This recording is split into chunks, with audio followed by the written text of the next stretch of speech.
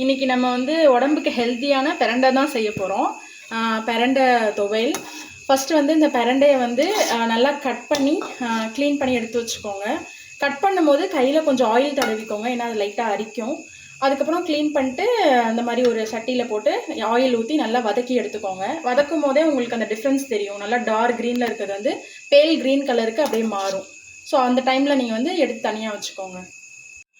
இப்போது இந்த பிரண்டை வந்து நல்லா வதங்கிடுச்சு. இப்போ அதை வந்து தனியாக எடுத்து வச்சுருக்கோம். இன்னொரு சட்டியில் வந்து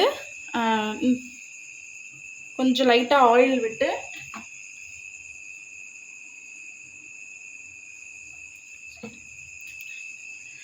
அதுக்கு என்னென்ன வதக்கணும், அரைக்கணும், அதுக்கு தேவையான பொருளாக வந்து எடுத்து வச்சுருக்கேன்.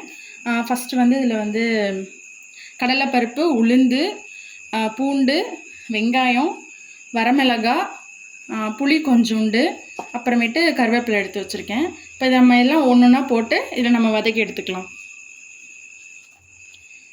எண்ணெய் காயட்டும். எண்ணெய் காஞ்சிருச்சு. இப்போ அதில் வந்து கடலைப்பருப்பு,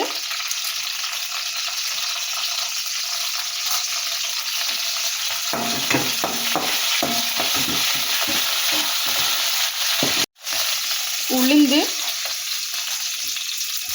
இது எல்லாமே ஒரு 2 டேபிள் ஸ்பூன் எடுத்துக்கோங்க. அப்புறம் கருவேப்பிலை,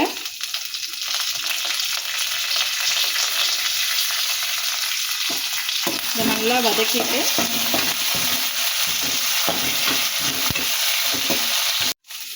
இப்போ இதில் வந்து பூண்டு போடுறோம்.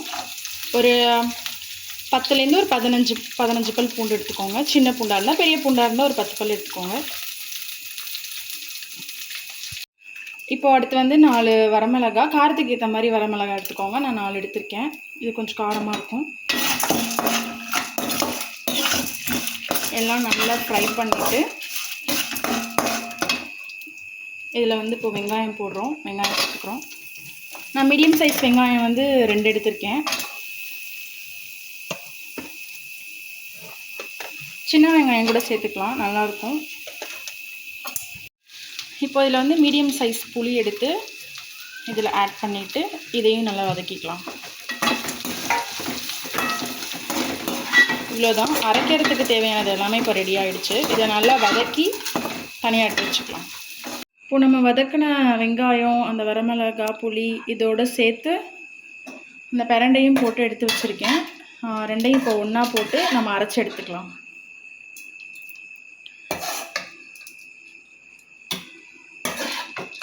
எடுத்து வச்சுக்கிட்டோம்.